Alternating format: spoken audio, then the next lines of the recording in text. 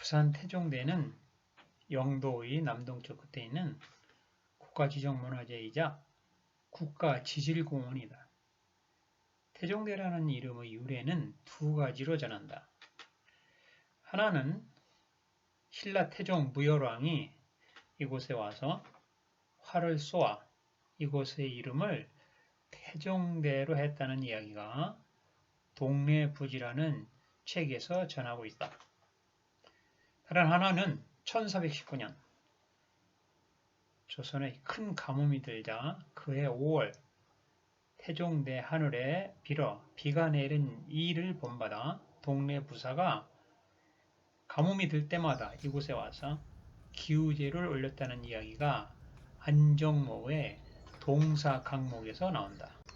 이곳은 울창한 상로수림과 기암계성에 부딪히는 우레와 같은 파도 소리가 더불어서 날씨가 화창하면 멀리 쓰시마 섬까지 조망할 수 있다고 합니다. 이것을 일주하는 도로와 각종 시설물과 유람 관광선 등을 이용할 수 있는 해안 유원지로서 이름 높은 명승지기도 합니다. 태종대의 공원을 둘러보기 위해서는 크게 세 가지로 나눌 수가 있습니다. 첫 번째로 우선 깔끔한 순환도를 따라 걷는 것과 순환열차를 이용하는 것, 유람선을 타고 해상을 일주하는 것, 이런 것들입니다. 꼼꼼히 둘러보면 신선한 공기를 마시며 새소리를 들으며 걷는 것들이 가장 바람직한 것으로 보입니다. 이번에 저는 천천히 맑은 공기를 마시며 덤으로 알 수 없는 각종 새들의 소리를 들으며 걷는 것을 가장 기대되었기 때문에 쾌적한 순환도를 따라 천천히 걷는 기온이 꽤 괜찮았습니다. 4.3km에 이르는 이 순환도로는 지난 2006년 9월 1일 이후 공원 무료화와 함께 일반 차량의 통제를 제한하고 있어서 한적하다 못해 적막할 정도였습니다. 유원지 입구 안내판에는 순환도로 한 바퀴를 도는데 약 1시간 정도 걸린다고 적혀 있었습니다. 그러나 이곳저곳 천천히 둘러오며 보다 경치 좋은 곳에서 편안하고 안락한 벤치에 앉아서 쉬면서 간다면 좋게 2-3시간 정도 훌쩍 지나가는 것은 아주 감안해 두어야 할 것입니다. 얼마나 걸었을까? 남항 조망지에서 부산 남항의 다부진 모습과 근래 놀랍게도 변하고 있는 송도 해수욕장 근처에 하늘 높은 줄 모르고 치솟고 있는 높은 건물들이 해안가 풍경을 새롭게 나타내고 있었습니다. 부산은 요즘 서로 경쟁하듯이 높은 건물들이 이것저것에서 건축되고 옛 모습들은 사라지고 아주 시원시원한 쭉 뻗은 높은 건물들이 부산의 발전상을 대변하고 있었습니다.